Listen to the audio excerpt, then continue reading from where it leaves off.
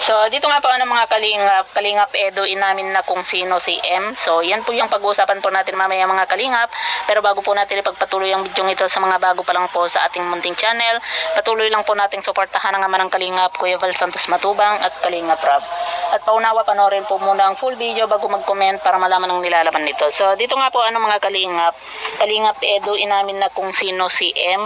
Pero bago po yan mga Kalingap, pag-uusapan lang po muna natin yung patungkol nga po dito sa ipinapagawa o ipinapatayong bahay nga po ni Kalingap Edo sa katabing lote nga po ni JP Alibio.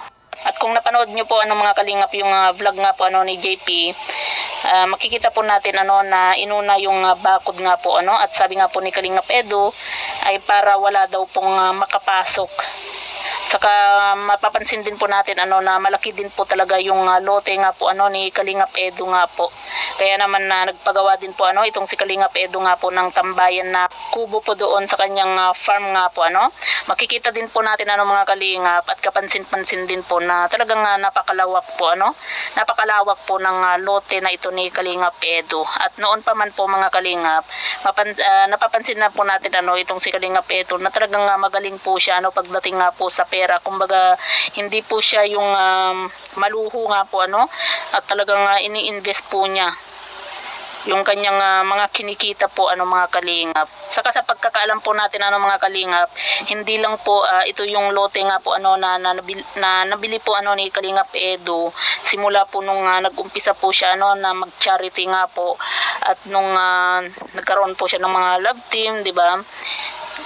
Kasi nababanggit din po ni Kalingap Edo nga po sa ibang mga vlogger na yun nga may mga nabili po siyang lote.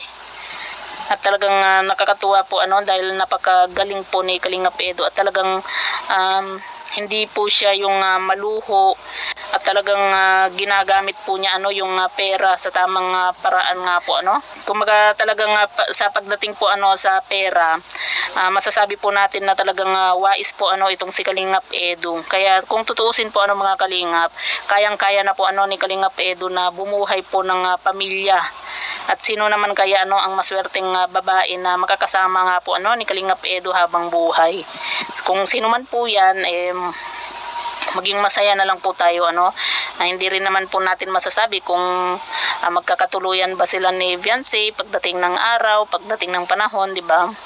Hindi natin masasabi yung panahon nga po kung sila ba talaga ang para sa isa't isa, di ba? Hindi po natin na alam ang mangyayari. Pero syempre sana sila po para maging masaya po ulit tayo mga Kalingap. At sa kabilang dako naman po mga Kalingap Edo inamin na kung sino si M sa buhay niya. Narito mga Kalingap, panoorin po muna natin yung maikiling video clip. Kung talaga malaman, si M, kapatid ko, sino talaga? So yan po mga Kalingap, yan po yung time po na pumunta nga po itong si Kalingap Edo sa Manila kung nakasama nga po itong si Kalingap Rob. Sabi nga po ni Kalingap Edo na malapit nga lang daw po itong si Kalingap Edo sa tinutuluyan po ng kanyang kapatid nga po.